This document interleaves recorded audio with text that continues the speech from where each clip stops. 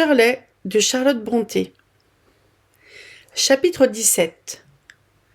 Que le bienveillant lecteur est prié de passer, comme servant d'introduction à des personnages peu importants. La soirée était calme et chaude. Elle promettait de devenir lourde et accablante. Autour du soleil qui allait se coucher, brillaient des nuages pourpres.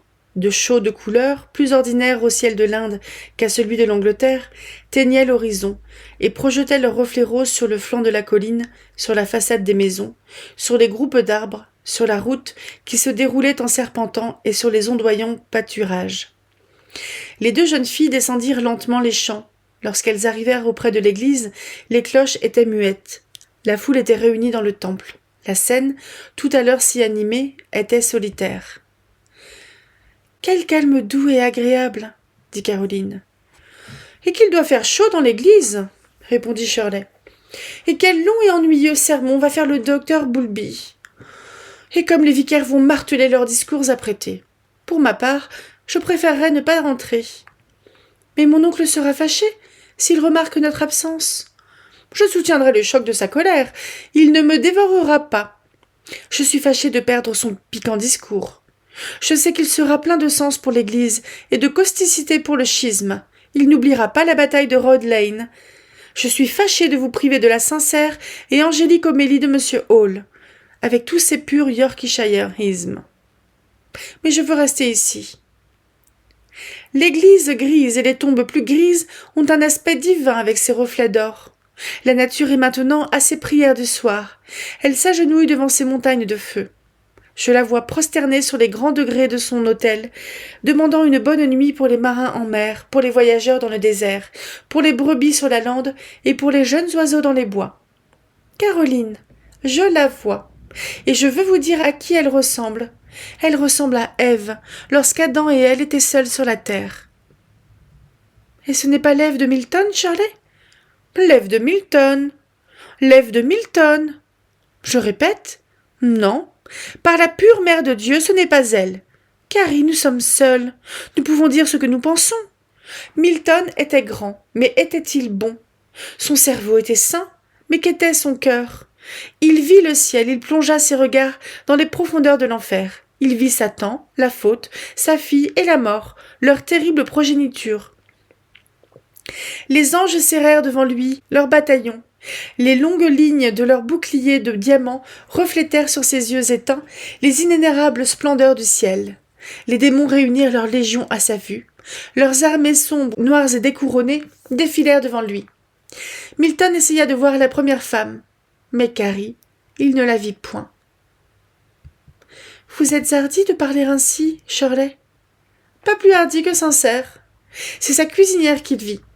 Ou ce fut Mistress Gill, comme je l'ai vue, faisant du flan, pendant la chaleur de l'été, dans la fraîche laiterie, à la fenêtre ombragée de roses arbustes et de grimpantes capucines, préparant une collation froide pour les recteurs, des conserves et de douces crèmes, embarrassés de choisir ce qui convenait le mieux à leur palais délicat, ne sachant quel ordre imaginer pour ne pas confondre les goûts, et pour apporter dans les diverses parties du service une bienfaisante et apéritive gradation.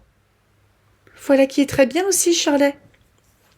Je demanderai la permission de lui rappeler que les premiers hommes de la terre furent les titans, et qu'Ève était leur mère. D'elle naquirent Saturne, Hyperion, Océanus. Elle enfanta Prométhée. Païenne que vous êtes, que signifie tout cela ? Je dis qu'il y avait en ce temps-là des géants sur la terre, des géants qui tentèrent d'escalader le ciel. La première poitrine de femme qui a respiré sur cette terre a enfanté l'audace qui a pu lutter contre l'omnipotence, la force qui a pu supporter 10 siècles de servage, la vitalité qui a pu nourrir ce vautour de la mort pendant des âges innombrables, la vie inépuisable et l'excellence incorruptible qui, après des milléniums de crimes, de luttes, de misère, ont pu concevoir et enfanter un Messie. La première femme était fille du ciel. Vaste était le cœur d'où s'est échappée la source du sang humain, et grande la tête sur laquelle a reposé la moitié de la couronne de la création. Elle convoita une pomme et fut jouée par un serpent. Mais vous avez un tel gâchis d'écriture et de mythologie dans la tête qu'il n'y a rien de raisonnable à tirer de vous. Vous ne m'avez pas encore dit Qui vous voyez agenouillé sur ces montagnes? J'ai vu, je vois, une femme titanique. Sa robe bleu d'azur s'étend jusqu'aux confins de la bruyère, là où paît un troupeau. Un voile blanc comme une avalanche, et dont les bords sont des arabesques d'éclairs, l'enveloppe de la tête aux pieds. Sous son sein, j'aperçois sa ceinture, pourpre comme cet horizon. À travers sa rougeur brille l'étoile du soir. Je ne puis peindre ses yeux fixes. Ils sont clairs, ils sont profonds comme des lacs. Ils sont levés et pleins de vénération. Ils tremblent avec la douceur de l'amour et le rayonnement de la prière. Son front a l'expansion d'un nuage et est plus pâle que la nouvelle lune qui se montre avant la venue des ténèbres. Elle repose son sein, au-dessous duquel sont jointes ses puissantes mains, sur le bord du marais de Stilbro. Ainsi agenouillée, elle parle à Dieu face à face. Cette Ève est la fille de Jéhovah, comme Adam était son fils. Elle divague et a des visions. Allons, Shirley, il faut que nous y entrions dans l'église. Caroline, je n'y entrerai pas. Je veux demeurer ici avec ma mère Ève, dans le souvenir de ces jours de la nature. Je l'aime, cette femme immortelle et puissante. Le ciel peut s'être éclipsé de son front depuis sa chute dans le paradis, mais tout ce qui sur la terre est glorieux y brille encore. Elle me prend sur sa poitrine et me découvre son cœur. Chut, Caroline, vous la verrez, et ressentirez ce que j'éprouve si nous gardons toutes deux le silence. Je veux bien me prêter à votre caprice, mais vous allez recommencer à parler avant qu'il soit 10 minutes. Miss Kildare, sur laquelle la douce excitation d'une chaude soirée d'été paraissait agir avec une force inaccoutumée, s'appuya contre une pierre tumulaire élevée. Elle fixa ses yeux sur le couchant enflammé et tomba dans une douce extase. Caroline, s'éloignant un peu, se promena çà et là, au-dessus des murs de la rectorerie, rêvant aussi à sa manière. Shirley avait prononcé le mot mère. Ce mot ne suggérait point à Caroline la mystique et puissante mère des visions de Shirley, mais une douce forme humaine, la forme qu'elle attribuait à sa propre mère, inconnue, non encore aimée, mais ardemment désirée. Oh, puisse venir le jour où elle se souviendra de son enfant. Oh, que je puisse enfin la connaître pour l'aimer. Telles étaient ses aspirations. Les pensées de son enfance vinrent de nouveau remplir son âme. Ce désir, qui plus d'une nuit l'avait tenue éveillée sur sa couche, et que la crainte de la déception avait presque éteint pendant ces dernières années, se ralluma soudain et échauffa son cœur. Que sa mère puisse quelque heureux jour, se présenter à elle, et la regardant tendrement avec des yeux pleins d'amour, lui dire d'une voix douce : « Caroline, mon enfant, j'ai une maison pour vous. Vous vivrez désormais avec moi. Tout l'amour que vous aviez besoin et que vous n'avez pas goûté depuis l'enfance, je l'ai soigneusement ménagé pour vous. Venez, le moment est venu pour vous d'être chérie. » Un bruit sur la route arracha Caroline à ses espérances filiales, et Shirley à ses visions titaniques. Elles prêtèrent l'oreille et entendirent les pas de chevaux. Elles regardèrent et virent à travers les arbres les vêtements écarlates des militaires. Le casque brillait, le plumet ondulait. 6 soldats, en ordre et en silence, s'avançaient lentement. « Les mêmes que nous avons vus cet après-midi, » murmura Shirley. « Ils ont fait halte quelque part jusqu'à présent.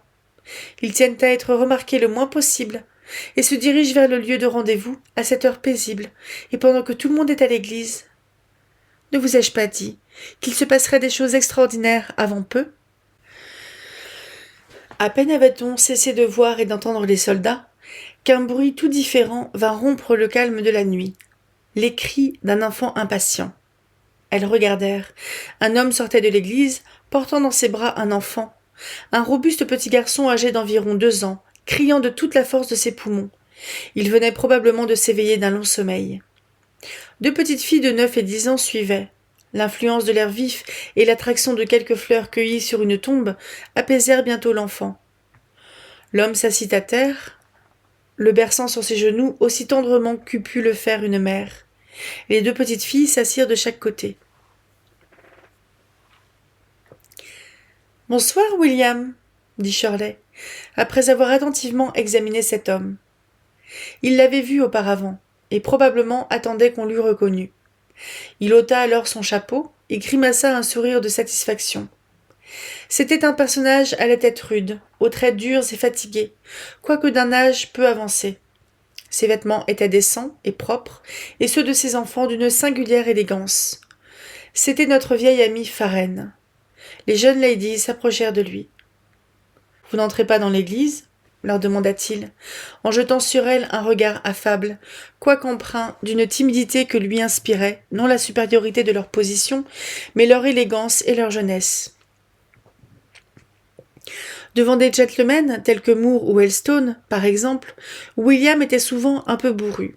Avec de fières et insolentes ladies, il était tout à fait intraitable. Mais il était très sensible à la bonne humeur et à la civilité.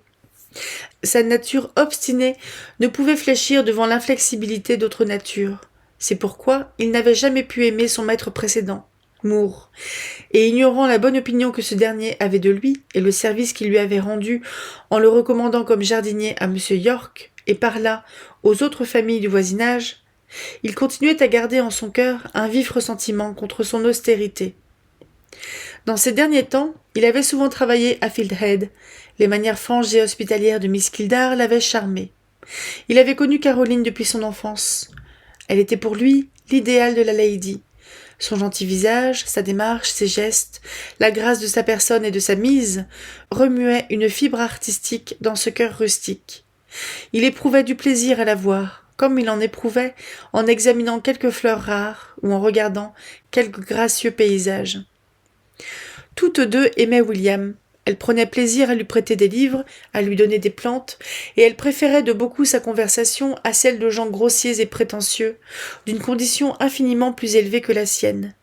« Qui parlait lorsque vous êtes sorti, William ?» demanda Shirley. « Un gentleman sur lequel vous ne professez pas une grande affection, Miss Shirley.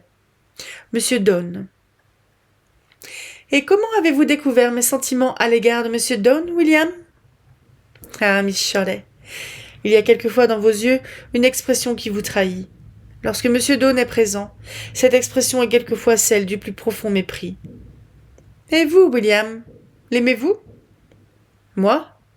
Je ne puis sentir les vicaires, et ma femme est comme moi. Ils n'ont pas de savoir-vivre. Ils parlent avec fierté aux pauvres gens, comme s'ils les croyaient au-dessous d'eux. Ils sont toujours à se vanter de leur office. C'est pitié, car leur office n'a pas à se vanter d'eux. Je déteste l'orgueil.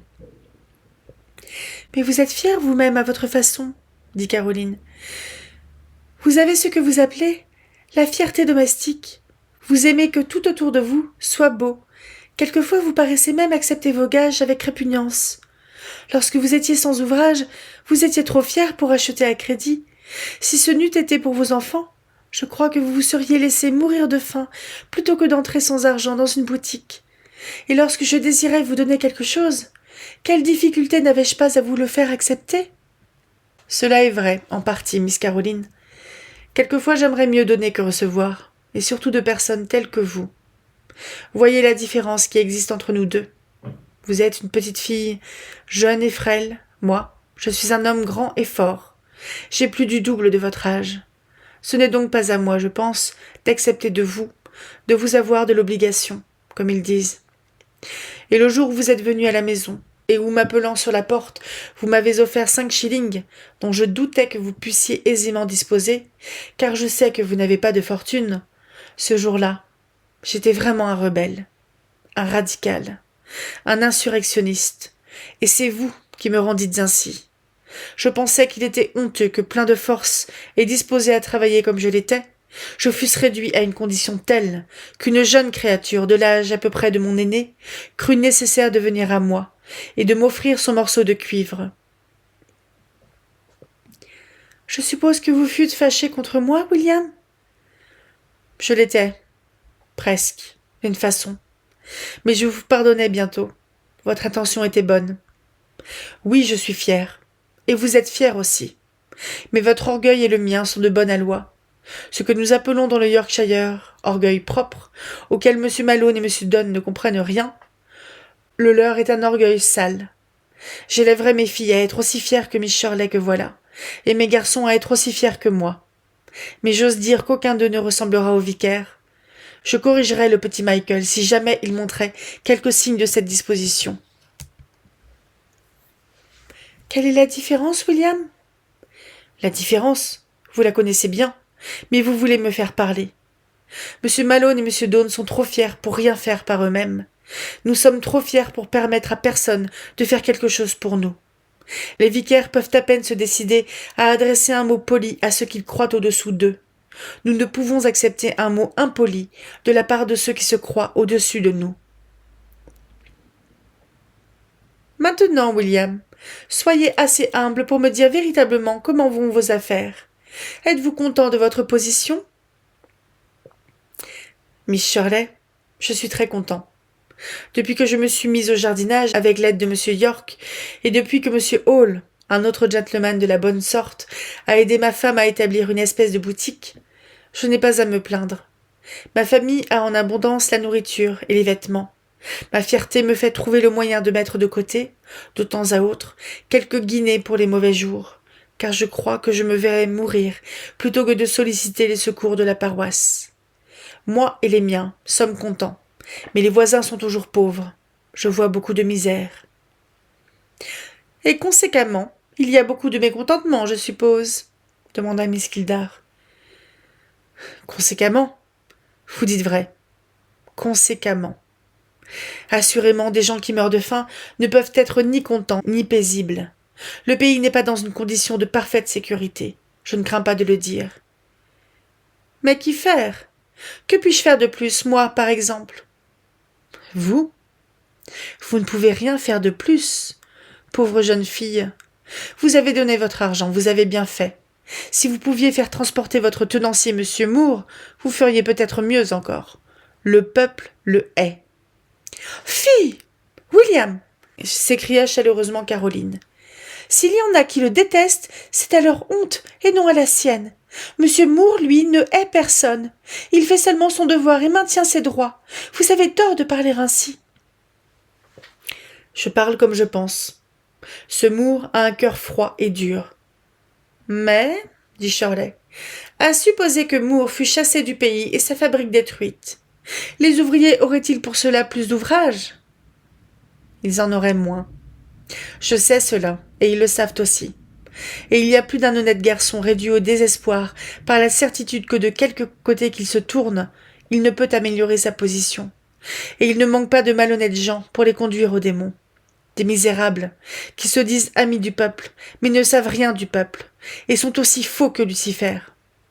J'ai vécu environ 40 ans dans le peuple, et je suis persuadé qu'il n'aura jamais de sincères amis que lui-même. Et ces quelques hommes, qui dans des positions différentes sont les amis de l'humanité en général. La nature humaine prise en masse n'est qu'égoïsme. Il n'y a que peu d'exceptions de temps à autre, et par-ci, par-là, tels que vous deux et moi, qui étant d'une sphère différente, pouvons nous comprendre les uns les autres et être amis, sans esclavage d'un côté et sans orgueil de l'autre. On ne doit jamais se fier à ceux qui se disent les amis des classes inférieures à la leur par des motifs politiques. Ils cherchent toujours à se créer des instruments. Pour ma part, je ne veux être patronné ni trompé pour le plaisir d'aucun homme. Des ouvertures que je reconnaissais perfides m'ont été faites récemment, et je les ai rejetées à la face de ceux qui me les proposaient. Vous ne voudriez pas nous dire quelles ouvertures? Non, cela ne servirait à rien. Ceux qu'elles concernent peuvent veiller sur eux-mêmes. Oui, nous devons veiller sur nous-mêmes, dit une autre voix. Joe Scott s'était échappé de l'église pour respirer un peu d'air frais, et il se tenait là, debout. C'est l'avis que je vous donne, dit William en souriant. Et c'est celui que je donnerai à mon maître, lui fut-il répondu. Jeunes ladies, continua Joe en prenant un air d'importance, vous feriez mieux de rentrer à la maison. Je voudrais savoir pourquoi, demanda Shirley, à laquelle les façons quelque peu impertinentes du contremaître étaient familières, et qui était souvent en guerre avec lui. Car Joe, ayant des théories despotiques sur les femmes en général, déplorait secrètement que son maître et sa fabrique fussent en quelque sorte sous le gouvernement des jupons, et avait trouvé l'amertume de l'absinthe et du fiel à certaines visites d'affaires que l'héritière avait faites au comptoir de Hollow. parce qu'il n'y a rien ici qui concerne les femmes. Vraiment? Mais on prie et on prêche dans cette église. Est-ce que cela ne nous concerne pas? Vous n'avez été présente ni à la prière, ni au prêche, madame, si j'ai bien observé. C'est à la politique que j'ai voulu faire allusion. William Farren touchait tout à l'heure à ce sujet, si je ne me trompe. Eh bien, alors, la politique est notre étude habituelle, Joe. Ne savez-vous pas que je vois un journal tous les jours et 2 le dimanche? Je croirais volontiers que vous lisez les mariages, probablement, miss, et les meurtres, et les accidents, et autres choses semblables. Je lis les articles de fond, Joe, et les nouvelles étrangères, et je jette un coup d'œil sur le prix des marchés. Enfin, je lis ce que lisent les gentlemen. Joe parut prendre cette causerie pour le bavardage d'une pie, et il y répondit par le plus dédaigneux silence. « Joe, continua Miss Kildare, je n'ai jamais pu m'assurer convenablement si vous étiez Whig ou Tory. Je vous en prie, dites-moi quel parti a l'honneur de votre alliance. » Il est assez difficile de s'expliquer lorsqu'on n'est pas sûr d'être compris, répondit Joe avec hauteur. Mais quant à être Tory, je préférerais plutôt être une vieille femme ou une jeune, ce qui est un article plus frivole encore. Ce sont les Tories qui font la guerre et ruinent le commerce, et si je suis d'un parti, quoique les partis politiques soient absurdes, je suis de celui qui est le plus favorable à la paix, et par conséquent aux intérêts mercantiles du pays. Eh bien, moi aussi, Joe, partiellement du moins, répondit Shirley, qui prenait plaisir à faire enrager le contremaître en persistant à parler de sujets auxquels, dans son opinion, comme femme, elle devait être tout à fait étrangère. J'ai aussi particulièrement à cœur l'intérêt de l'agriculture.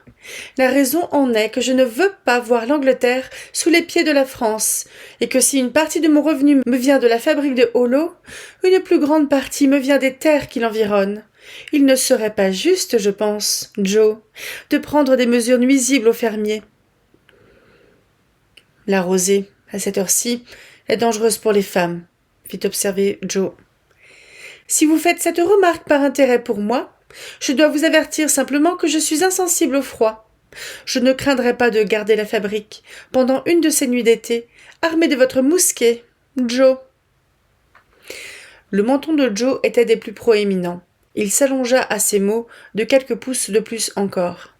« Mais pour en revenir à mes moutons, continua-t-elle, fabricante de draps et propriétaire de moulins et de fermes comme je le suis, je ne puis m'ôter de la tête certaine idée que nous autres manufacturiers et gens d'affaires sommes quelquefois un peu, très peu, égoïstes et bornés dans nos vues, et aussi quelque peu insensibles et durs aux souffrances humaines dans notre poursuite du lucre. N'êtes-vous pas de mon avis, Joe? Je ne puis discuter lorsque je ne puis être compris, fut encore la réponse. Homme de mystère, votre maître consent bien à discuter quelquefois avec moi.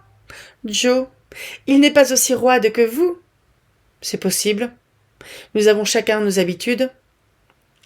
Joe, pensez-vous sérieusement que toute la sagesse humaine soit logée dans les crânes mâles? Je pense que les femmes sont une frivole et perverse génération, et j'ai un grand respect pour les doctrines émises dans le second chapitre de la première épître de saint Paul à Timothée. Quelle doctrine, Joe? Que la femme s'instruise dans le silence et la soumission. Je ne peux souffrir qu'une femme enseigne et usurpe une autorité sur l'homme, mais elle doit garder le silence, car Adam a été créé le premier, puis Ève.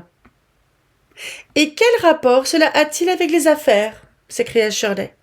Cela consacre les droits de primogéniture. Je l'opposerai à M. York la première fois qu'il lui arrivera de s'insurger contre ses droits. Et, ajouta Joe Scott, Adam ne fut point trompé, mais la femme, s'étant laissée tromper, tomba dans le péché. Adam n'en fut que plus coupable de pécher les yeux ouverts, s'écria Miss Kildare. Pour vous parler franchement, Joe, je n'ai jamais pu comprendre ce chapitre. Il est au-dessus de mon intelligence. Il est très clair, miss. L'enfant qui commence à courir peut le lire. Oui, le lire à sa façon, interrompit Caroline, qui pour la première fois prenait part à la conversation.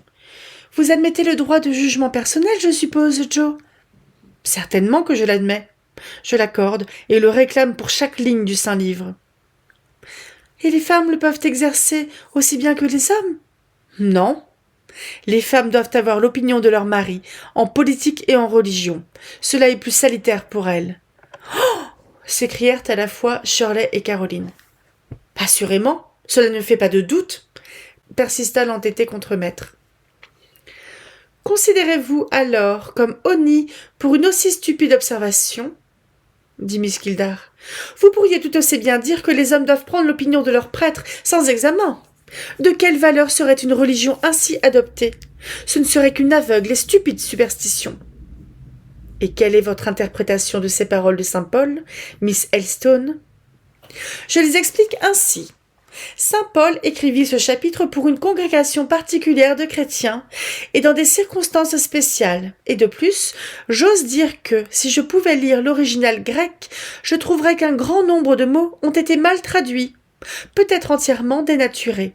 Il serait possible, je n'en doute pas, avec un peu d'habileté, de donner à ce passage un tout autre sens, de lui faire dire que la femme parle toutes les fois qu'elle jugera convenable de faire une objection. Il est permis à la femme d'enseigner et d'exercer l'autorité autant que cela se peut. L'homme, en conséquence, n'a rien à faire de mieux que de rester en paix, etc., etc. Cela ne se pourrait pas, Miss. Je suis sûre que cela se pourrait. Mes connaissances sont teintes de plus solides couleurs que les vôtres, Joe. Monsieur Scott, vous êtes profondément dogmatique et l'avez toujours été. J'aime mieux William que vous. Joe est assez bien dans sa propre maison, dit Shirley. Je l'ai vu, chez lui, aussi calme qu'un agneau. Il n'y a pas un plus tendre, un meilleur mari dans Briarfield. Il ne dogmatise pas avec sa femme. Ma femme est une honnête et rude travailleuse. Les années et la fatigue lui ont ôté toute prétention. Mais il n'en est pas de même avec vous, jeune Mrs. Vous vous croyez cependant la science même, et moi, je pense que vous ne possédez qu'une sorte de vanité superficielle. Je puis le dire, il y a à peu près un jour, Miss Caroline vint dans le comptoir pendant que j'étais occupée à emballer quelque chose derrière le grand bureau. Elle ne me vit point. Elle apportait au maître une ardoise avec une addition dessus. Ce n'était qu'un bout d'addition, que notre Harry eut fait en 2 minutes. Elle n'en pouvait venir à bout. M. Moore fut obligé de lui montrer comment il fallait faire, et lorsqu'il le lui eut montré, elle ne le comprenait pas. « Cela est absurde, Joe. » »« Non. »« Cela n'est point absurde. Et Miss Shirley que voilà, lorsque le maître parle de commerce, a l'air de l'écouter avec beaucoup d'attention, de suivre son raisonnement mot pour mot, comme si cela était aussi clair pour son intelligence que l'est son miroir pour ses yeux. Mais pendant tout ce temps, elle regarde par la fenêtre pour s'assurer si la jument reste tranquille. Puis elle jette les yeux sur une éclaboussure qu'a reçue la jupe de son Amazone. Ensuite, elle passe en revue les toiles d'araignée et la poussière de nos magasins, pensant à notre malpropreté et à la magnifique promenade à cheval qu'elle va faire sur le territoire de Nunneley. Elle n'écoute pas plus les discours de Moore que s'il parlait hébreu. « Joe, vous êtes une mauvaise langue. Je vous répondrai, si on ne sortait en ce moment de l'église. Nous sommes obligés de vous quitter. Homme à préjugés, au revoir. William, au revoir. Enfant, venez à Fieldhead demain, et vous choisirez ce qui vous conviendra le mieux dans la chambre aux provisions de Mistress Gill.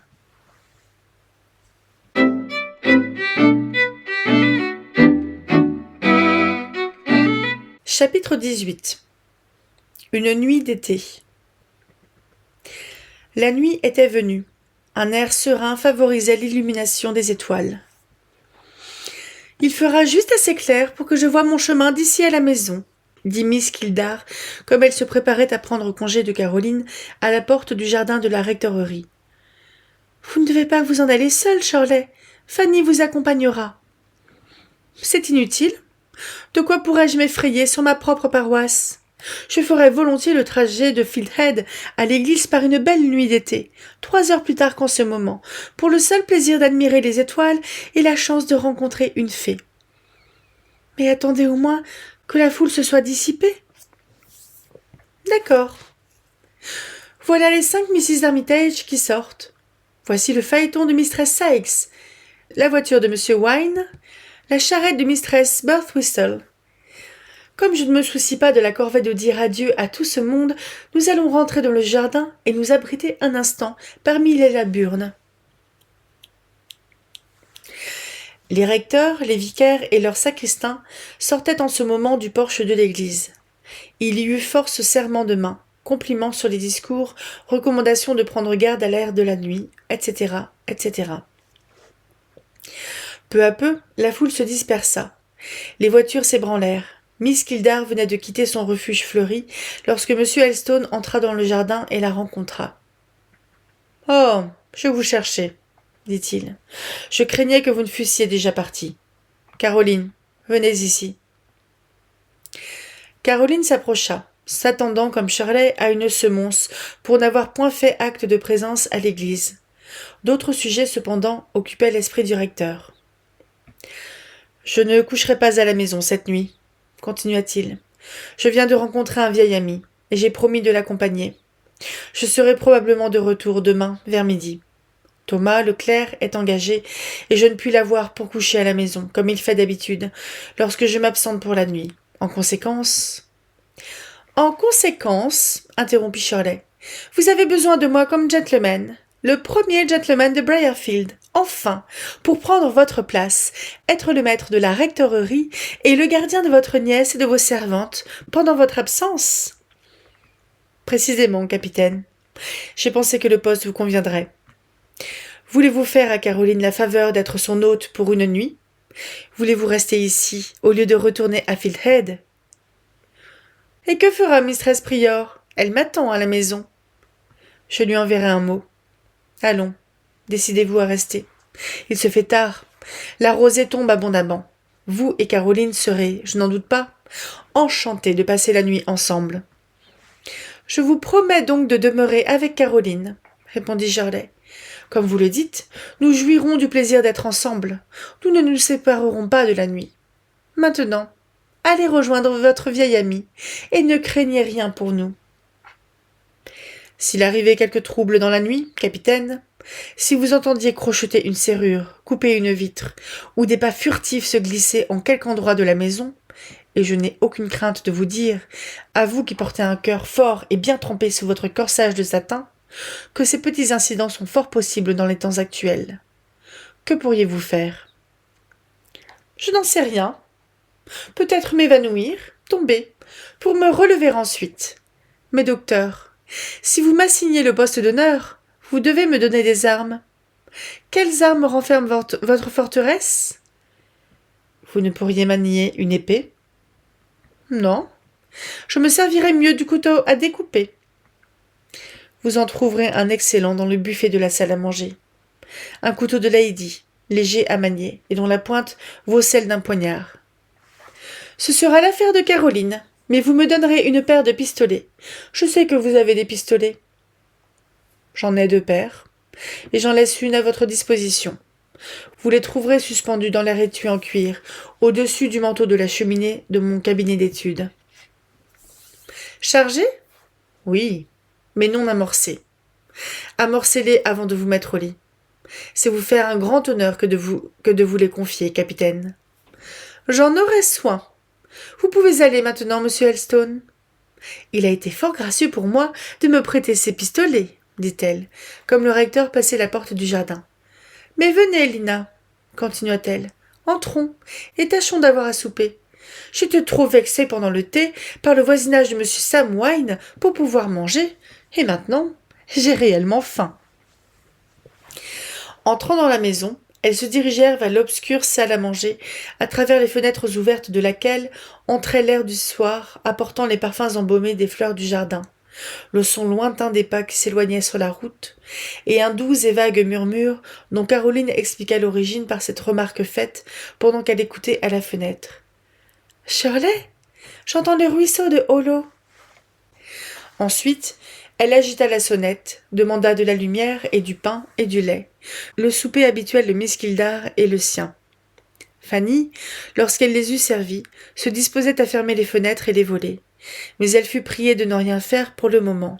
Le crépuscule était trop calme, l'air trop embaumé pour qu'on y renonçât déjà. Elles prirent leur repas en silence.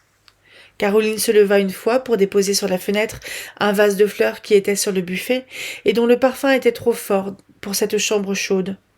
En revenant, elle ouvrit à demi un tiroir et y prit quelque chose qui brilla dans sa main. « Vous m'avez assigné ceci, Shirley, n'est-ce pas ? C'est une arme brillante, admirablement effilée et dont la vue fait frémir. Je n'ai jamais ressenti l'impulsion qui pourrait me porter à la diriger contre mon semblable.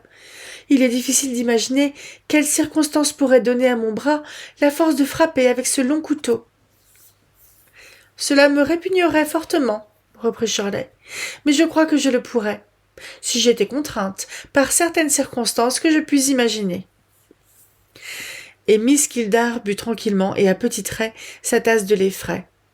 Elle paraissait quelque peu pensive et était légèrement pâle. Mais n'était-elle pas toujours pâle ? Jamais elle n'avait eu le teint animé. Le souper fini, Fanny fut appelée de nouveau. On lui conseilla, ainsi qu'à Élisa, d'aller se coucher, ce qu'elles firent volontiers, car le service de la journée avait été très rude pour elles. Bientôt, on entendit se fermer la porte de leur chambre. Caroline prit la lumière et visita en détail toute la maison, s'assurant que chaque fenêtre était fermée et chaque porte verrouillée. Elle n'évita pas même l'arrière-cuisine près du cimetière, ni la cave voûtée. Après cette minutieuse visite, elle revint. « Il n'y a en ce moment, à la maison, ni esprit, ni chair qui ne devrait pas y être, » dit-elle. « Il est près d'11 heures et grand temps de se coucher. Et cependant, j'aimerais veiller encore un peu, Shirley, si vous n'y voyez pas d'objection. Voici les pistolets que j'ai apportés du cabinet de mon oncle. Vous pouvez les examiner à loisir. » Elle les plaça sur la table devant son amie. « Pourquoi désirez-vous veiller plus longtemps ?» demanda Miss Kildare, prenant les pistolets, les examinant, puis les replaçant sur la table. « Parce que je me sens excitée et en proie à une singulière agitation. Et moi aussi.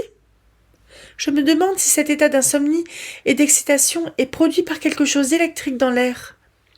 Non. Le ciel est pur, les étoiles innombrables, la nuit est magnifique. Mais très calme. J'entends l'eau du ruisseau de Hollow rouler sur son lit de cailloux, aussi distinctement que si elle coulait sous le mur du cimetière. Je suis contente que la nuit soit si claire. Un vent plaintif et une pluie battante me vexeraient en ce moment, à me donner la fièvre. Pourquoi, Shirley ? Parce qu'ils rendraient inutiles tous mes efforts pour écouter. Est-ce que vous écoutez du côté de Hollow ? Oui, c'est le seul point d'où nous puissions entendre un son en ce moment. Le seul, Shirley ? Toutes deux s'assirent auprès de la fenêtre, appuyèrent leurs bras sur l'appui et inclinèrent leur tête vers la jalousie ouverte. Elles virent réciproquement leurs jeunes visages à la clarté des étoiles et de ce crépuscule de juin qui ne disparaît du couchant que lorsque l'aurore commence à poindre au levant. « Monsieur Elstone pense que nous n'avons aucune idée de l'endroit où il est allé, » murmura Miss Kildare, « ni de son but, ni de son attente, ni de ses préparatifs. Mais je devine bien des choses. Et vous ? Je soupçonne quelque chose ? Tous ces gentlemen, votre cousin Moore compris, pensent que nous sommes tranquillement à dormir dans nos lits, sans nous douter de rien. Sans nous occuper d'eux, sans crainte, et sans espérance pour eux ? Ajouta Caroline. Toutes deux demeurèrent silencieuses pendant une demi-heure. Le silence de la nuit aussi était complet, et n'était interrompu que par l'horloge de l'église qui mesurait son cours par quart d'heure. Elles échangèrent quelques mots sur la fraîcheur de l'air, elles s'enveloppèrent plus étroitement de leurs écharpes, reprirent leurs chapeaux qu'elles avaient quittés, et continuèrent à veiller. Vers minuit, l'agaçant et monotone aboiement du chien de la maison troubla le calme de leur veille. Caroline se leva et se dirigea sans bruit à travers l'obscur passage vers la cuisine, dans l'intention de l'apaiser avec un morceau de pain. Elle y réussit. En revenant dans la salle à manger, elle trouva une obscurité complète, Miss Kildare ayant éteint la chandelle. Les contours de sa personne se voyaient encore auprès de la fenêtre ouverte. Miss Elstone ne fit aucune question. Elle se glissa à son côté. Le chien recommença à aboyer avec fureur. Tout à coup, il se tut et sembla écouter. Les hôtes de la salle à manger écoutèrent aussi, Et ce n'était plus cette fois le bruit du cours d'eau du moulin de Hollow. On entendait un bruit plus proche, un bruit sourd sur la route au-dessous du cimetière, un son cadencé, mesuré, approchant, produit par les pas d'une multitude en marche. Le bruit devint plus distinct. Celles qui écoutaient se rendirent compte par degrés de son importance. Ce n'étaient pas les pas de 2, d'une douzaine, ni d'une vingtaine d'hommes. C'étaient les pas de plusieurs centaines. Elle ne pouvait rien voir. Les arbustes élevés du jardin formaient un rideau de feuillage entre elle et la route. Ce n'était point cependant assez d'entendre. C'est ce qu'elles éprouvèrent lorsque la troupe s'avança et sembla passer en ce moment auprès de la rectorerie. Elles l'éprouvèrent davantage encore lorsqu'une voix humaine, quoique cette voix ne prononçât qu'un seul mot, rompit le silence de la nuit en criant « Halte !» La marche fut interrompue. Puis eut lieu une conférence à voix basse, dont aucun mot ne pouvait être entendu de la salle à manger. « Il faut que nous entendions cela, » dit Shirley. Elle se retourna, prit ses pistolets sur la table, passa sans bruit par la fenêtre du milieu de la salle à manger, qui était une porte vitrée, et descendit l'avenue jusqu'auprès du mur du jardin, où elle s'arrêta sous les lilas pour écouter. Caroline n'eût pas voulu quitter la maison si elle avait été seule, mais où Shirley allait, elle ne craignait point d'aller. Elle jeta les yeux sur l'arme déposée sur le buffet, mais elle la laissa derrière elle et vint se placer à côté de son amie. Elle n'osait point regarder par-dessus le mur, de peur d'être aperçue. Elles furent obligées de s'accroupir derrière, et elles entendirent les paroles suivantes. « Cela a l'air d'un vieux bâtiment isolé. Qui l'habite avec le satané recteur ? » « Seulement 3 femmes, sa nièce et 2 servantes. Savez-vous où elles couchent ? Les filles, derrière. La nièce dans une chambre sur le devant. Et Elstone. Voilà sa chambre là-bas. Il a l'habitude d'avoir de la lumière toute la nuit, mais je n'en vois pas en ce moment. Par où entreriez-vous ? Si l'on m'ordonnait de lui faire son affaire, et il le mérite, j'essaierai d'entrer par la longue fenêtre là-bas. Elle ouvre sur la salle à manger. Je pourrais trouver mon chemin à tâtons vers l'étage supérieur et je connais sa chambre. Et que feriez-vous des 3 femmes ? Je les laisserais tranquilles, à moins qu'elles ne voulussent crier. Dans ce cas, je les aurais bientôt apaisées. J'aimerais à surprendre le vieux diable endormi. S'il s'éveillait, il serait dangereux. A-t-il des armes ? Des armes à feu, toujours, et toujours chargées. Alors vous êtes fous de nous arrêter ici. Un coup de feu donnerait l'alarme. Moore serait sur nous avant que nous ayons pu le surprendre. Nous manquerions notre principal but. Vous pouvez aller en avant, je vous dis. Je me chargerai seul d'Elstone. Une pause suivit. Un homme de la troupe laissa tomber une arme qui résonna sur le pavé. À ce bruit, le chien de la rectorerie se mit à aboyer de nouveau avec fureur. « Voilà qui gâte tout, » dit la voix. « Il va s'éveiller. Un bruit pareil est capable de réveiller un mort. Vous ne nous aviez pas dit qu'il avait un chien. Que le diable vous emporte, en avant. » Et la troupe se mit en marche. Les longues files se déployèrent lentement sur la route qu'elles firent résonner de leurs pas mesurés. Shirley se dressa contre le mur et regarda sur la route. « Il ne reste pas une âme, » dit-elle. Elle demeura un instant pensive. « Dieu merci !» s'écria-t-elle enfin. Caroline répéta l'exclamation, non d'une voix aussi ferme. Elle était toute tremblante. Son cœur battait vite et fort, son visage était froid. Une sueur glacée perlait sur son front. « Dieu merci pour nous !» répéta-t-elle. « Mais que va-t-il se passer ailleurs ? Qu'ils ne nous ont laissés qu'afin de mieux surprendre les autres. » « Ils ont bien fait, » répondit Shirley avec assurance. « Les autres se défendront. Ils le peuvent. Ils sont préparés pour cela. Quant à nous, il en est autrement. Mon doigt était sur la détente de ce pistolet. J'étais toute prête à donner à cet homme, s'il entrait, un salut sur lequel il ne comptait guère. Mais derrière lui, il y en avait 300 autres. Je n'eusse pu efficacement vous protéger, ni moi, ni ces 2 pauvres femmes qui dorment là, sous ce toit. C'est pourquoi je remercie de nouveau vivement Dieu de nous avoir tirés de ce péril. » Après une seconde de pause, elle continua. « Quel est maintenant mon devoir et le parti le plus sage ? Non pas de demeurer ici inactive, assurément, mais bien certainement d'aller à Hollow. »« À Hollow, Shirley ? » ?»« Oui, à Holo. Voulez-vous m'y accompagner ? Où ces hommes sont allés ? Ils ont pris la grande route. Nous ne pouvons les rencontrer. La route par les champs est aussi sûre, aussi paisible, aussi solitaire que le pourrait être un chemin à travers les airs. Voulez-vous venir ? Oui, répondit Caroline machinalement, non parce que son amie était décidée à aller à Holo, ni parce qu'elle-même éprouvait autre chose que de l'effroi à l'idée de l'accompagner, mais parce qu'elle sentait qu'elle ne pouvait abandonner Shirley. Alors nous devons fermer solidement ces fenêtres et laisser tout derrière nous dans la plus grande sécurité possible. Savez-vous ce que nous allons faire, Carrie ? Oui ? Non ? Nous allons à Holo, parce que vous le voulez ? Est-ce là tout ? Et êtes-vous si obéissante à un simple caprice de ma part ? Quelle docile épouse vous seriez pour un homme sévère ? La face de la lune n'est pas plus blanche que la vôtre maintenant, et les feuilles du tremble qui est près de la porte ne sont pas plus agitées que vos doigts en ce moment. Et cependant, ému et frappé de terreur, effrayé et dévoué, vous me suivriez dans les plus profonds dangers. Carrie, laissez-moi donner un motif à votre fidélité. Nous allons à Holo à cause de Moore, pour voir si nous pouvons lui être utiles. Nous allons tâcher de l'avertir du péril qui le menace. Certainement, Shirley. Je suis une folle et une faible créature, et vous êtes une sage et prudente femme. Je veux aller avec vous. Je suis heureuse de vous accompagner. Je n'en doute pas. Vous mourriez aveuglément et avec résignation pour moi, et vous mourriez intelligemment et avec joie pour Moore. Mais il n'est pas question de mort pour ce soir. Nous ne courons aucun risque. Caroline ferma promptement les fenêtres et les volets.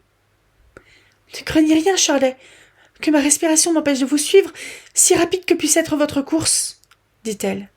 Prenez ma main. Traversons les champs, en droite ligne. Mais vous ne pourrez escalader les murs. Cette nuit, je le puis. Vous avez peur des haies et le ruisseau qu'il nous faudra passer. Je le passerai. Elles partirent. Elles coururent. Plus d'un mur les retarda, mais ne put les arrêter. Shirley avait le pied sûr et agile. Caroline, plus timide et moins adroite, tomba une ou deux fois violemment meurtrie, mais elle se relevait aussitôt, disant qu'elle ne s'était point blessée. Une haie très épaisse bordait le dernier champ. Elles perdirent du temps en cherchant un passage. L'ouverture qu'elles trouvèrent était étroite, mais elles n'hésitèrent pas à s'y engager. Les longs cheveux, la peau douce, la soie et la mousseline souffrirent, mais ce qui fut le plus dur à déplorer, ce fut le retard que cet obstacle avait apporté à leur course. De l'autre côté, elles trouvèrent le ruisseau, qui coulait dans un lit profond. En cet endroit, une planche étroite était le seul point qui permît de le traverser. Shirley avait passé sur cette planche plusieurs fois déjà, sans accident et sans crainte. Caroline n'avait jamais osé s'y engager. « Je vous porterai de l'autre côté, » dit Miss Kildare. « Vous êtes légère et je ne suis point faible. Laissez-moi essayer. »« Si je tombe dans l'eau, vous me repêcherez, » dit Caroline, avec une douce pression de main. Et sans hésitation, elle s'engagea sur la planche vacillante, comme si elle eût été la continuation du ferme gazon. Shirley, qui la suivit, ne traversa pas avec plus de résolution et de sécurité. Dans l'état de leurs esprits, avec le but qu'elles poursuivaient, un torrent écumant et impétueux ne les eût point détournées. Cependant, un bruit les arrêta. À peine avait-elle le pied sur la rive opposée, qu'un coup de feu fendit l'air du côté du nord. Une seconde s'écoula, puis la même note éclata au sud. Dans l'espace de 3 minutes, des signaux semblables éclatèrent à l'est et à l'ouest. « Oh, j'ai cru que nous étions mortes à la première explosion, » dit Shirley en respirant longuement. « Je me suis sentie frapper aux tempes, et j'ai cru que le coup nous avait traversé le cœur. Mais le bruit réitéré m'a servi d'explication. Ce sont des signaux, c'est leur manière d'agir. L'attaque ne se fera pas attendre. Il aurait fallu que nous eussions des ailes, nos pieds ne nous ont pas portés assez rapidement. » Il fallait alors traverser une portion du taillis. Lorsqu'elles en sortirent, la fabrique se trouvait juste au-dessous d'elles. Elles pouvaient voir les bâtiments, la cour, elles découvraient la route au-delà.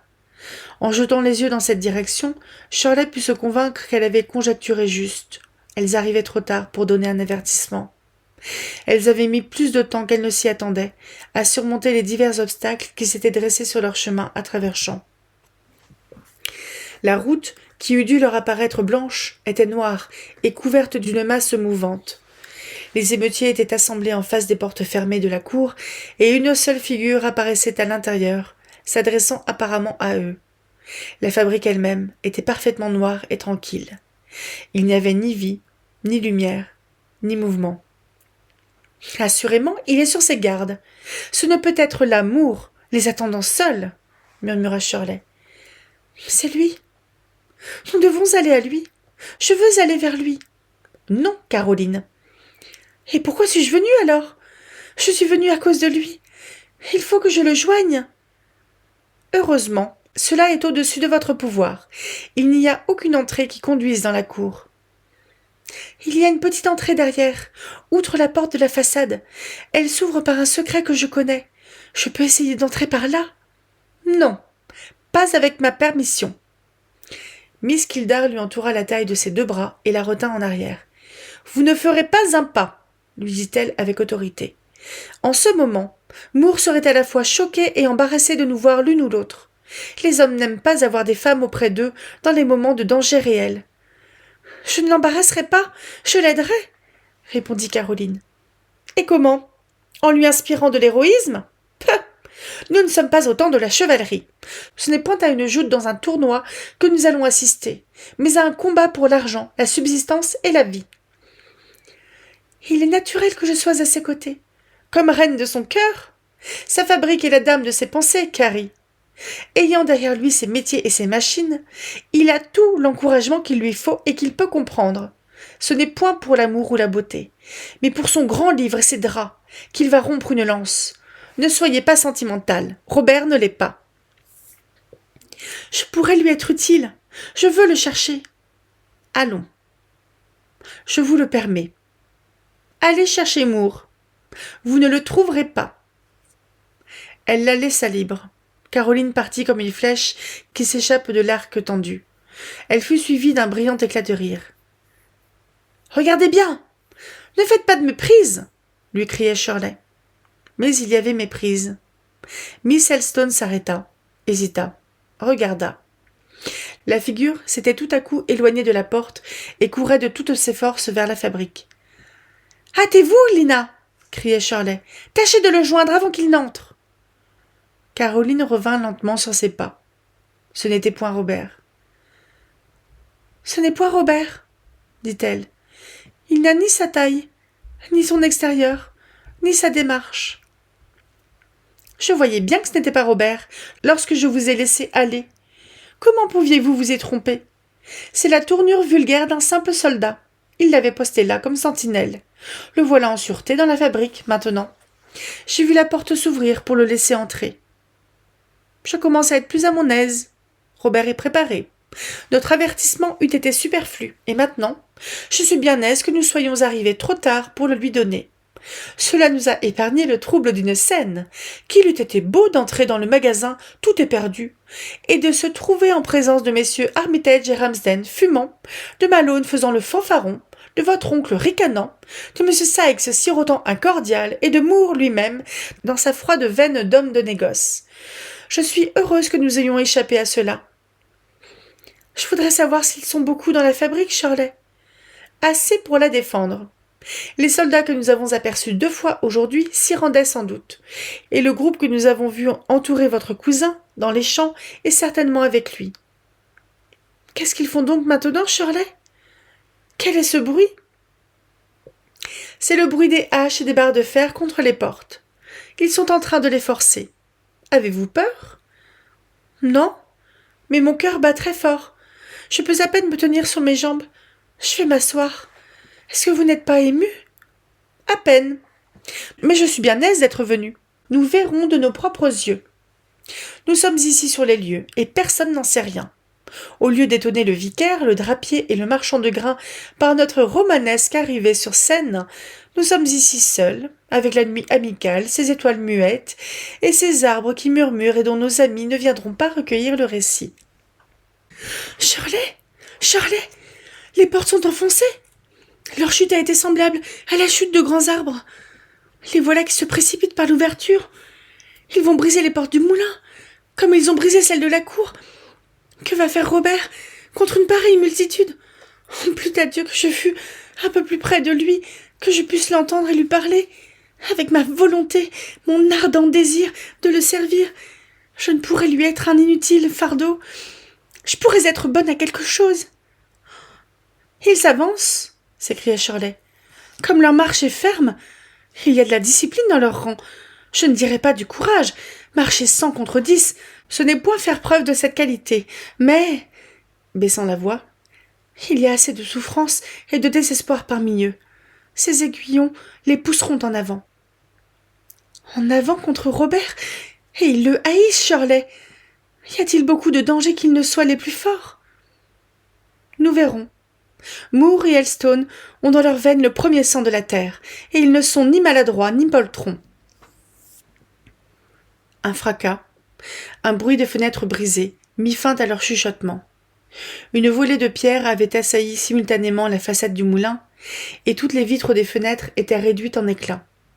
Un hurlement suivit cette démonstration, un hurlement d'émeutiers, et d'émeutiers du Yorkshire. Vous n'avez peut-être jamais entendu ce hurlement, ami lecteur, tant mieux pour vos oreilles, peut-être pour votre cœur, car s'il déchire l'air en haine de vous ou des hommes, des principes, des intérêts qui ont votre sympathie, la colère se réveille au cri de la haine. Le lion secoue sa crinière et se lève au hurlement de la hyène. La caste se dresse, pleine de ressentiment contre la caste, et la classe moyenne, exaspérée, écrase sans pitié les masses furieuses et affamées de la classe ouvrière. Il est difficile d'être tolérant. Il est difficile d'être juste dans de semblables moments. Caroline se leva. Shirley l'entoura de son bras. Elles se tinrent debout, aussi immobiles que les tiges de 2 arbres. Le hurlement fut long, et lorsqu'il cessa, le silence de la nuit continua à être troublé par les mouvements et les murmures de la foule. « Que va-t-il arriver ?» fut la question que s'adressèrent les 2 jeunes filles. Rien encore ne s'agitait à la fabrique, qui restait muette comme un mausolée. « Il ne peut être seul !» murmura Caroline. « Je parierais tout ce que je possède qu'il est aussi peu seul qu'il est peu alarmé, » répondit Shirley. Des coups de feu furent tirés par les émeutiers. Les défenseurs avaient-ils attendu ce signal? C'est ce qui parut probable. Le moulin, qui était tout à l'heure inerte et passif, s'éveilla. Le feu brilla à travers les baies ouvertes de ses fenêtres. Une décharge de mousqueterie fit retentir la vallée de Hollow. « Moore parle enfin, » dit Shirley, « et il semble posséder le don des langues. Ce n'est pas là une seule voix. »« Il a été endurant. Nul ne peut l'accuser de précipitation, » dit Caroline. « Leur décharge a précédé la sienne. Ils ont brisé ses portes et ses fenêtres. Ils ont fait feu sur sa garnison avant qu'il les repoussât. » Que se passa-t-il alors? Il semblait difficile, dans les ténèbres, de le distinguer. Mais quelque chose de terrible, un tumulte incessant, avait lieu évidemment. De furieuses attaques, des résistances désespérées. Dans la cour de la fabrique elle-même, le combat faisait rage. Les coups de feu se succédaient sans interruption, entremêlés de courses, de luttes et de cris. Le but des assaillants semblait être de pénétrer dans la fabrique, celui des défenseurs de les en empêcher. Elles entendirent le chef des rebelles crier « Par derrière, camarades !» Elles entendirent une voix riposter « Allez, vous nous trouverez là !»« Au comptoir !» cria ensuite le chef. « Vous serez les bienvenus, vous nous trouverez là !» lui fut-il répondu. Et bientôt, la plus vive lumière qui eût encore brillé, le plus grand bruit qui se fût fait entendre, éclatèrent dans le magasin, où la masse des émeutiers se précipita. La voix qui s'était fait entendre était celle de Moore. Par le ton de cette voix, elles purent juger de l'excitation à laquelle il était arrivé. Elles purent se convaincre que l'instinct brutal de la lutte dominait chacun de ces hommes combattant les uns contre les autres, et l'emportait en ce moment sur les sentiments humains et raisonnables. Toutes 2 sentirent leur visage s'échauffer et leur pouls s'accélérer. Toutes 2 savaient qu'elles ne produiraient aucun bien en se jetant dans la mêlée. Elles ne désiraient ni porter ni recevoir des coups, mais pour rien au monde, elles n'eussent voulu fuir. Pour rien au monde, elles n'eussent détourné leurs yeux de cette sombre et terrible scène, de cette masse de nuages, de fumée de détonation, pareilles à la foudre. Comment et quand cela finira-t-il? Telle était la demande que s'adressait leur esprit agité. Arriverait-il un moment où elle pourrait être utile? C'est ce qu'elles attendaient. Car bien que Shirley parlât en riant de leur arrivée trop tardive et se montrât toujours prête à satiriser son propre enthousiasme et celui des autres, elle n'eut pas hésité à donner une de ses meilleures fermes pour avoir la chance de se rendre utile. Cette chance ne leur fut pas accordée. Elles attendaient une circonstance qui ne se produirait probablement point. Moore avait prévu cette attaque. Il était sur ses gardes et préparé sur chaque point. Il avait fortifié sa fabrique, qui était en elle-même un très fort bâtiment, et y avait mis garnison. C'était un homme froid et brave qui se défendait avec une inébranlable fermeté. Ceux qui étaient avec lui s'inspiraient de son esprit et imitaient sa contenance. Les émeutiers n'avaient pas encore été reçus ainsi. Dans les 4 fabriques qu'ils avaient attaquées, ils n'avaient rencontré aucune résistance. Une défense résolue et organisée était chose à laquelle ils n'avaient point songé. Quand leurs chefs virent le feu soutenu du bâtiment attaqué, et la ferme détermination de son propriétaire, lorsqu'ils se virent froidement défiés et invités à la mort, lorsqu'ils virent tomber leurs hommes autour d'eux, ils comprirent qu'ils n'avaient là rien à faire. Ils rassemblèrent en hâte leurs forces, les éloignèrent de la fabrique, firent un appel auquel les hommes répondirent à un numéro au lieu de répondre à un nom, puis ils se dispersèrent dans la campagne, laissant derrière eux le silence et la ruine. L'attaque avait duré 1 heure. En ce moment, le jour approchait. L'obscurité régnait au couchant, mais le levant commençait à s'éclairer. On eût pu croire que les jeunes filles qui venaient d'assister à la lutte allaient se précipiter vers les vainqueurs, auxquels elles portaient un si vif intérêt. Mais au contraire, elles s'approchèrent prudemment du bâtiment qui venait de soutenir l'assaut, et lorsque tout à coup une foule de soldats et de gentlemen apparut à la grande porte ouvrant sur la cour, elles se réfugièrent à la hâte sous un hangar servant de dépôt au vieux fer et au bois de construction, d'où elles pouvaient observer sans être vues. C'était un triste spectacle. Cette cour et ses abords étaient une tache de désolation dans la fraîche aurore d'un jour d'été. Le taillis de Hollow était ombreux et humide de rosée. Le haut de la colline était verdoyant.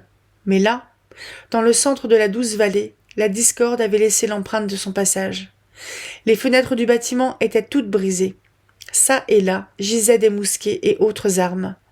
Plus d'une large tache rouge se voyait sur le gravier. Un cadavre couché la face contre terre était étendu près de la porte extérieure, et 5 ou 6 blessés se tordaient et gémissaient dans la poussière ensanglantée.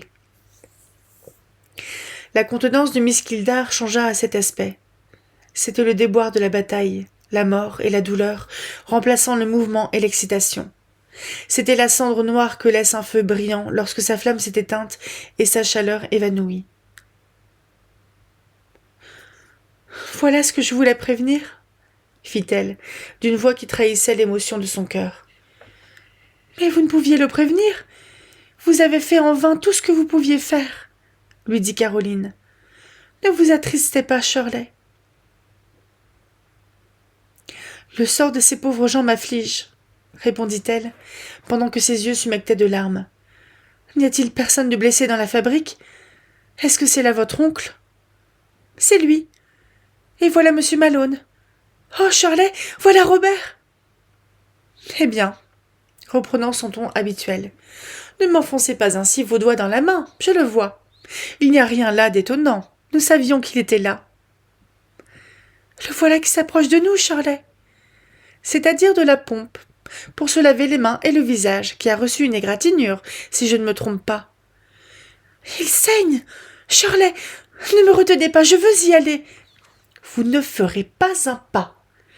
Il est blessé, Shirley. Bagatelle. Mais il faut que j'aille près de lui. Je ne puis résister à mon désir. Je ne puis souffrir d'être ainsi retenue. Et pourquoi faire? Pour lui parler, pour lui demander comment il se trouve et ce que je puis faire pour lui. Pour le vexer et l'ennuyer. Pour vous donner avec lui un spectacle à tous ces soldats, à monsieur Malone, à votre oncle, etc. Pensez-vous que cela lui fasse plaisir?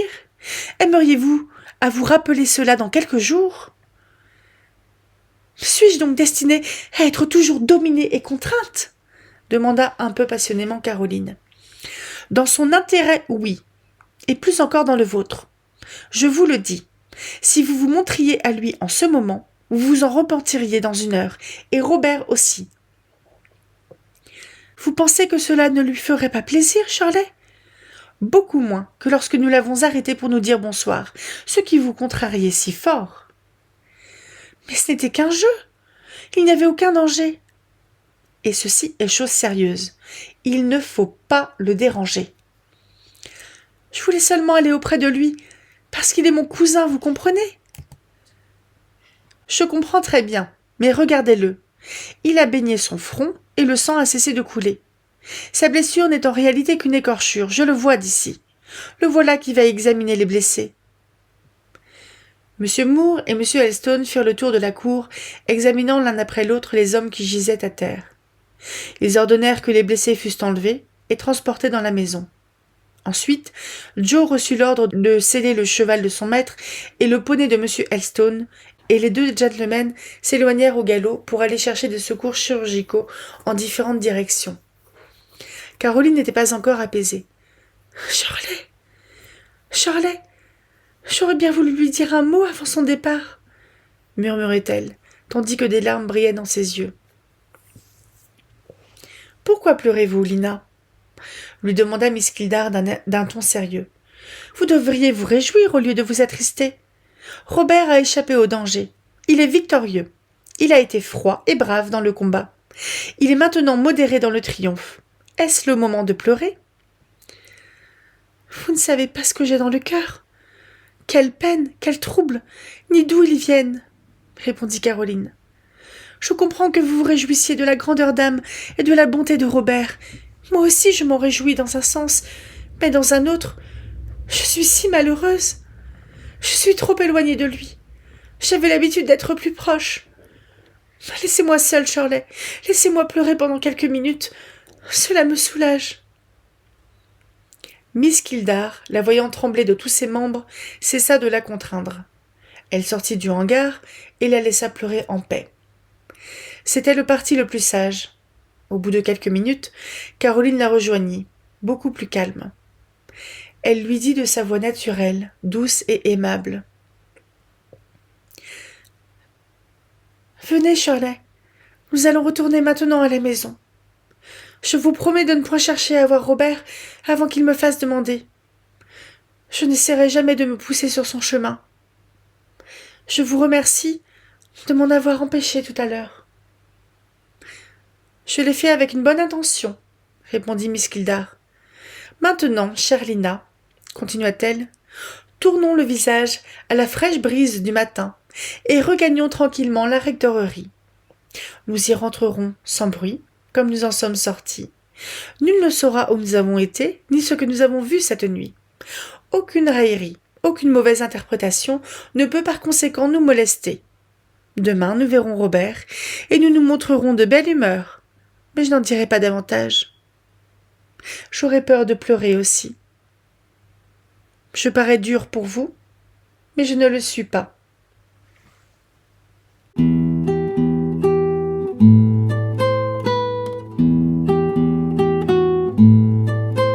Bonjour et bienvenue à la ressourcerie de l'écrivain. Pour ceux qui ont regardé la vidéo hier, oui, j'ai tout tourné d'affilée, je suis crevée. On a fini le premier tome de Shirley de Charlotte Brontë et je suis en train de regarder le découpage du deuxième tome. En fait, c'est un livre qui est coupé en deux parties et si vous voulez, il reste encore 6 chapitres dans la première partie. Et si je calcule bien, ce qui n'est pas gagné, je crois qu'il nous reste entre 9 et 10 semaines encore. On s'accroche. Je pense que je ne vais pas faire de pause parce que, en fait, je trouve que c'est long. C'est super long. Je regrette pas de le lire, mais en fait, je trouve que c'est vraiment très long à enregistrer et écouter des petits bouts toutes les semaines comme ça. pour ça que je pense que le prochain coup, je ferai attention en fait à la longueur du roman avant de choisir de le lire ou pas. Parce que, pour varier un peu les trucs, parce que là, c'est encore énorme, quoi. On y est jusqu'au mois de mars. J'ai commencé toute fin novembre. Ça fait 2 mois que je suis dessus. Ça fait 2 mois que je suis dessus. Et s'il y a encore 10 semaines, on va aller jusqu'à mi-avril. Et ça fait une tirée quand même, hein. Je vous avais dit qu'il y aurait de l'action. J'ai vraiment aimé... bon, je suis un peu fatiguée, donc j'ai probablement pas tout retenu. Bon, la partie où Shirley, elle part un petit peu en délire sur Adam, Ève, le paradis perdu de Milton et tout ça. Bon, c'était pas très long non plus, mais ça m'a un peu saoulée. Par contre, Shirley qui rabat le caquet à Joe, qui lui dit qu'en gros, en tant que femme, il faudra qu'elle soit... qu'elle pense comme son mari et puis qu'elle n'ait pas ses propres pensées. J'adore Shirley quand elle rabat le caquet des gens.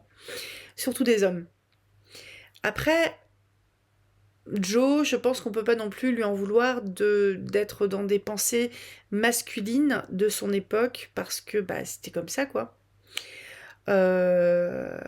Mais je la trouve méga moderne comme héroïne, Shirley. On est vraiment dans un discours féministe. Et je trouve que Caroline, en fréquentant Shirley, elle prend de plus en plus d'autonomie, quelque part, d'une autonomie de décision déjà, et elle prend un peu de ce courage, parce que Shirley, elle a quand même... j'aime bien, hein, c'est un super personnage, je trouve, Shirley. Et Caroline aussi. Après, toute la scène de l'attaque, je l'ai trouvée bien écrite. Je comprends qu'elles aient voulu en fait cavaler à toute berzingue pour prévenir, mais Shirley se doutait en fait que les gars savaient que quelque chose allait se passer, parce qu'il y avait l'histoire de la garnison, le fait que tous les nobles du patelin s'étaient regroupés, s'étaient serrés la main après l'histoire de la Pentecôte et tout ça. Et ouais, moi franchement j'ai vraiment aimé la manière dont t'avais... J'ai eu peur un moment. Quand il y a toute la populace là qui était à côté de la maison de Hellstone, mais le fait qu'il y avait tous ces gens très en colère là qui voulaient rentrer chez Hellstone pour aller buter Hellstone, et on se dit putain, mais il y a que les nanas, il y a elles ont 2 flingues, et c'est pas des flingues où on fait pan pan pan pan pan, c'est des flingues où tu fais pan, et après tu remets le comment dire, la poudre dedans, quoi. C'est méga long à recharger.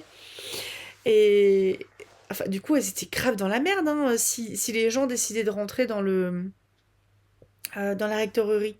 Elles étaient vraiment, vraiment dans la merde, hein. Ça aurait viré au... Puis le gars, il était mauvais, hein. Celui qui disait que s'il y a des femmes qui crient, tout ça, enfin, il en ferait son affaire. Au secours. Hyper, hyper dangereux. Et je pense que Caroline, toute seule, sans avoir rencontré Shirley, elle était à 1000 lieues d'aller comme ça à travers champs pour prévenir Robert. Pour ça que j'aime bien aussi Caroline là qui ose. C'est chouette. C'est chouette de voir des personnages qui évoluent comme ça. Je sais pas, faudrait essayer de la voir en fait, en dehors de la présence de Shirley, dans une scène conflictuelle. Est-ce qu'elle s'impose? Est-ce qu'elle arrive à s'imposer maintenant? Parce qu'elles sont quand même vachement copines toutes les deux, hein. Et j'aime bien le fait aussi que Charlotte Brontë, elle attribue presque même un physique, une force, une taille, une ampleur masculine à Shirley, qui arrive à retenir Caroline, qui est un petit moineau, si j'ai bien compris, un petit moineau menu. Et